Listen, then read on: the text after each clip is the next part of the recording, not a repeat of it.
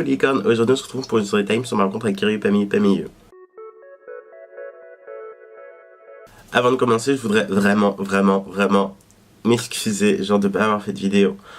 J'étais parti en concert pendant plusieurs semaines, je sais pas si on peut dire ça comme ça. Du 20 mai au 4 juin, j'avais une tonne de concerts et ça a été une espèce de spring concert. Il y a eu tellement de concerts et j'ai pas assumé et j'en pouvais plus. Donc Kiriou Pamiyu avait annoncé qu'elle faisait une tournée mondiale. Et j'avais raté la précédente et là je me suis dit c'est fini. Je voulais voir Britney Spears, genre 2 jours après mon anniversaire, il y avait plus de place, c'était la mort, j'étais au bout de ma vie. Et Kiari dit qu'elle vient. J'étais trop motivée. Du coup j'ai acheté les places de concert et du coup j'étais contente. Genre j'étais chez ma mère, j'étais sur mon téléphone et sur Instagram, genre j'arrive Londres, je suis en mode quoi, un concert à Londres. En plus au même endroit où j'avais rencontré Demi Lovato. J'avais fait une story time quand j'avais mon ancienne chaîne YouTube, mais du coup je l'avais supprimée. Mais si vous voulez une story time de quand j'ai rencontré Demi Lovato, dites-le moi en commentaire. Donc du coup j'avais mon ticket, j'étais trop contente, genre et j'étais en mode mais attendez, elle vient et il n'y a pas de meet and greet. Et j'étais choquée parce qu'elle était déjà passée, il y avait des meet and greet et là il n'y en avait pas. Et j'étais triste, mais j'allais voir Kiriou Pamiyu en concert. Je pense que une semaine est passée, mais même moins d'une semaine est passée et je vois VIP machin, j'étais en mode oh, Seigneur s'il vous plaît. Et en plus genre ça a été annoncé genre limite le jour de ma paye, donc j'étais vraiment genre la meuf la plus heureuse du monde. Donc j'ai acheté le VIP. Donc comme j'avais le VIP, que le concert était à Londres et que machin c'était compliqué, j'ai dû m'organiser, j'ai pris un hôtel à Londres. Et comme j'avais d'autres concerts prévus et que je devais aller à Paris, je devais aller à Anvers, je devais aller... C'était fatigant. J'ai pris le bus pour y aller parce que je me suis dit ça va à 8 heures de bus, c'est bon. Le jour du départ, donc un ami m'avait invité à finir la Gay Pride parce qu'en fait moi j'y vais plus depuis des années. Et il m'a dit viens on va y aller, on va s'amuser machin. Et du coup je suis parti genre à 17 h et mon train était à 23 h. Donc on a fêté ça et j'étais explosé de fatigue, déjà juste de sautiller dans les rues, j'étais morte. Donc j'ai pris le bus a eu un retard, j'étais au bout de ma vie. Puis les 8 heures de bus, les 8 heures se passent très doucement, genre les contrôles de douane, tout ça, c'était le bout de ma vie. J'y repense, bout de ma vie, non, bout de ma vie. J'arrive enfin à m'endormir à 2 h ou 3 h de l'arrivée. Donc je m'endors et je me réveille et je sens une douleur au niveau de ma bouche. Je sors mon téléphone et je me regarde en caméra frontale et je vois que j'ai un gros bouton de fièvre qui m'a poussé. Genre dans la nuit, genre il est arrivé tel un Pokémon sauvage, genre c'est le jour où tu rencontres ta chanteuse que t'aimes trop, genre japonaise, et je vais venir niquer ta photo. Et j'étais au bout de ma vie. Donc voilà, donc on est arrivé vers 6 h du matin sur Londres et on a été au Coco London pour déjà faire la file parce que mon copain lui n'avait pas le VIP mais moi je l'avais, mais comme je le soutiens et que je l'aime, j'ai attendu avec lui. Donc on arrive devant le Coco London et il y avait déjà une personne qui était là, il était 6 h 30, 7 h, il y avait déjà une personne qui attendait. Je me suis dit, moi je suis motivé, mais déjà encore plus motivé. Donc franchement on lui a parlé, elle était vraiment gentille. Et d'ailleurs on lui a pas demandé son Facebook ni rien et du coup on la retrouvera jamais. Mais voilà, elle était vraiment gentille.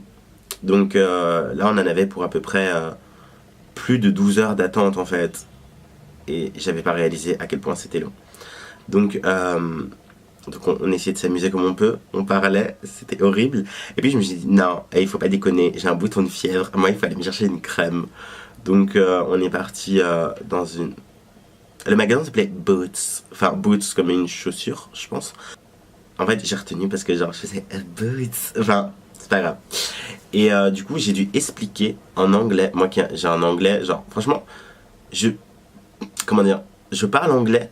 Non, je parle pas anglais, mais j'arrive à me faire comprendre. Donc ça veut dire que je vais sortir des phrases qui, avec aucune conjugaison, etc., on va me comprendre. Donc j'ai dit I have a button, machin, je demandais une crème, et j'ai expliqué que, ah non, franchement, là, franchement c'est assez gênant.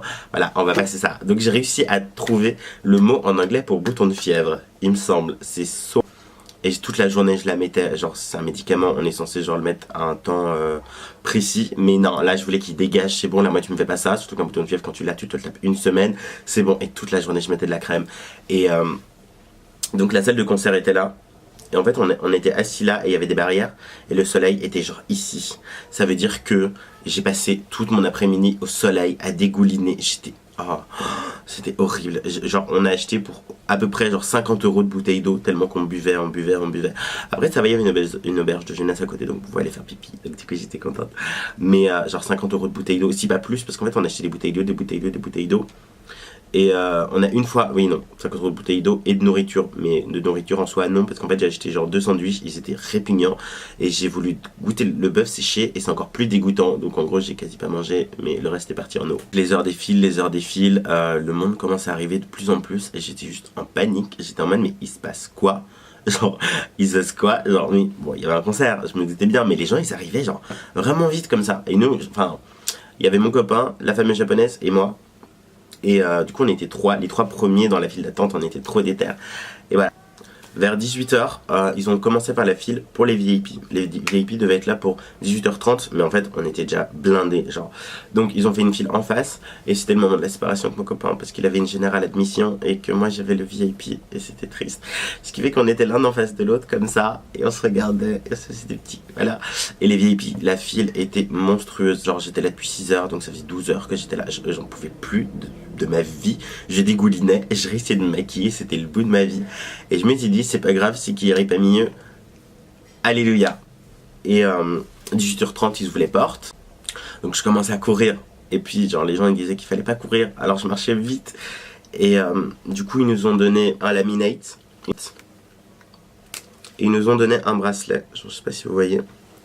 Et on a reçu un papier avec les identifiants en site web pour pouvoir récupérer les... Comme je l'avais vécu pour Demi Lovato, genre je me prépare psychologiquement, genre je suis déjà là, imaginer la pause et tout. Donc on monte des escaliers, arrivé en haut, et un membre de l'équipe nous a briefé, il nous a dit il faut pas lui poser de questions, il faut pas la regarder trop, de façon insistante, on peut pas lui demander de câlin. Et moi j'étais déjà en panique, je suis en mode mais oh mon dieu, dis c'est quoi ce... Mon dieu, même Demi Lovato, hein, autant je trouve que les demandes étaient un peu plus raisonnables. Je pense, parce qu'elle regarde insistément. Non, si c'est à peu près pareil, je pense. Bref, c'est pas grave. Donc je me prépare, je me rhabille, j'essaie de me recoiffer, parce que du coup, j'osais pas sortir mon téléphone, histoire qu'ils me disent, ouais, on vous dégage. Je vois un rideau, je m'approche, et du coup, genre, je vais vous... Donc, j'ai avancé comme ça, j'ai tourné la tête, et je l'ai vue. Oh, je suis trop heureuse. Donc je la vois, et je vois qu'il y a un photographe, et j'étais, oh mon dieu, je l'ai regardé, je tremblais. Bon, autant il y a des gens, enfin, il y a des personnalités, je les croise, je m'en carre le coquillard, mais elle, j'étais, voilà, et je me mets à côté d'elle, et je fais comme ça, ou comme ça, non, je fais comme ça, attendez, je fais comme ça, et puis elle me regarde, elle m'a dit un truc en japonais, et j'ai pas compris, mais c'était un truc gentil, et vraiment, je vous promets, genre, ça aurait dû rester en moi, mais elle m'a dit genre un compliment, et je l'ai compris, genre, voilà, et j'ai fait arigato, enfin, et je me suis incliné, parce que j'étais parti au Japon, et qu'il y a certaines normes de respect, et je me suis incliné, elle a fait, elle a dit un truc en japonais, et j'ai pas compris, genre, après que je me suis incliné, elle m'a sorti un truc, et j'ai pas compris, et en fait, comment dire, je voulais repartir, mais en fait il y avait personne qui nous disait où il fallait partir, ce qui fait que je suis resté sur le côté dans la même pièce où elle était là, et j'étais loin derrière comme ça, et je la regardais, et la fille japonaise qui était avec nous, du coup au début avec mon copain, elle a commencé à lui parler en japonais, elle parlait, et j'étais en mode mais qu'est-ce qui se passe? Et au bout de 3 minutes peut-être, il y a un type qui nous a dit mais qu'est-ce que vous foutez là, genre barrez-vous quoi, peut-être pas barrez-vous, mais il a dit vous êtes en cette partie là, genre c'est les VIP. Donc en fait je pense qu'il était occupé autre part, donc c'était la personne je pense qui s'occupait de la sécurité, il était parti autre part, peut-être vérifier que tout se passe bien, ou expliquer aux autres qui arrivaient, parce que les VIP il y en avait vraiment beaucoup. Et du coup il nous a dit mais partez, et j'étais en mode j'ai eu des minutes en plus parce que j'étais la première et que c'était mal organisé.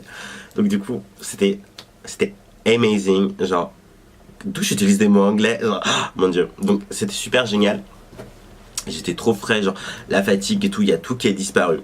Donc ensuite on descend, on redescend pour aller vers la salle de concert, et j'étais à la barrière, j'étais tout devant, et genre je vous mets une vidéo.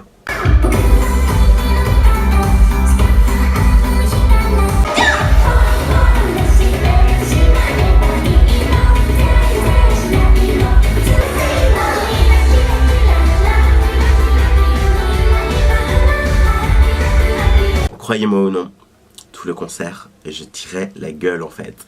Genre j'étais comme ça. Non, peut-être pas comme ça, mais j'étais en mode comme ça. Parce que moi dans les concerts, je suis pas en mode à taper chorégraphie, à hurler, là. Et encore moins là. Parce qu'en fait, les 8 heures de bus et les 12 heures d'attente, donc les 20 heures d'attente, me sont revenus en plein visage. Et en fait, je me suis effondré, genre j'en pouvais plus, j'étais debout. J'ai apprécié le concert.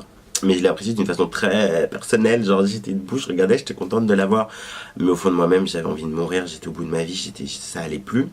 Et j'ai quand même apprécié le concert, hein, faut pas déconner. Le concert c'est fini et j'ai acheté une écharpe. En fait, je vous avoue, je sais pas, parce que le merchandising il était un peu. Voilà. Donc j'ai acheté une écharpe, comme ça, avec écrit elle à l'envers, non? Ah oui, si elle à l'envers, ça marche pas. Donc avec le nom de la tournée. Donc c'est censé être une écharpe. Mais c'est une écharpe matière essuie, c'est pas très beau. Genre là, je vais la mettre d'une manière trop belle et je vais la mettre tous les jours. Donc voilà, c'est une espèce d'écharpe comme ça. Je suis pas convaincu par la chose, hein. Et ensuite, j'ai acheté un essuie. Mais déjà, j'ai pas compris le délire d'essuie et d'écharpe. Peut-être à la rigueur, l'écharpe, si elle avait une matière d'écharpe, d'accord, mais l'essuie. Donc j'ai acheté l'essuie qui est exactement comme l'écharpe, mais en un peu plus large et rouge. Et j'ai pas compris, parce que l'écharpe et la chemise, c'est pareil, sauf que c'est la même texture, je sais pas si vous voyez, c'est une texture essuie, quoi. Et du coup, je comprends pas. Voilà. Donc les deux l'un à côté de l'autre, genre, à part la couleur, il n'y a aucune différence. Donc j'ai pris un essuie, une écharpe, et je suis contente parce que j'ai un souvenir. Et je vais les mettre sur les murs de mon dressing, et je serai... Bref. J'ai été au fameux hôtel que j'ai réservé, et j'ai découvert que cet hôtel était pourri. J'ai payé quelque chose comme 90 euros, 90 euros. Et en fait, c'était juste une petite pièce. Donc, ça devait faire à peu près la taille de mon dressing. Avec un lit, un ventilateur, une lumière. Les toilettes étaient publiques. Mais en fait, les douches étaient en face des toilettes publiques. Donc, je sais pas si vous voyez les toilettes dans les films américains. C'était comme ça. Donc, toutes les rangées de toilettes.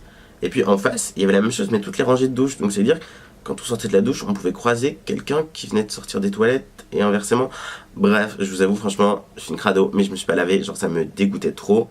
Mais finalement, genre j'ai bien dormi, mais franchement, ça valait pas son prix. Mais on m'a dit que les hôtels, etc. à Londres, c'était super cher. Finalement, j'ai passé une journée à Londres et puis bah, je suis rentré. Mais déjà, genre j'ai été à la gare pour le bus et en fait, 10 minutes avant le départ, j'ai dit excusez-moi, mais notre bus il est pas affiché. Ils nous ont dit mais c'est normal, c'est dans un autre bâtiment. J'étais en mode. Et il est où cet autre bâtiment? C'était en anglais, alors essayez d'imaginer, c'était... Bon. Et du coup, on court dans l'autre bâtiment, et en fait, on se rend compte que le bus était en fait limite déjà sur le départ. Donc, la mort. Donc, en fait, le bus, les numéros étaient mal écrits. Donc, moi, je m'assois, et une dame me dit c'est ma place. Donc, moi, je me lève, et je retournais à ma vraie place, donc qui était en fait la place d'avant. Et en fait, il y avait une fille qui était assise, et du coup, on lui dit mais c'est notre place?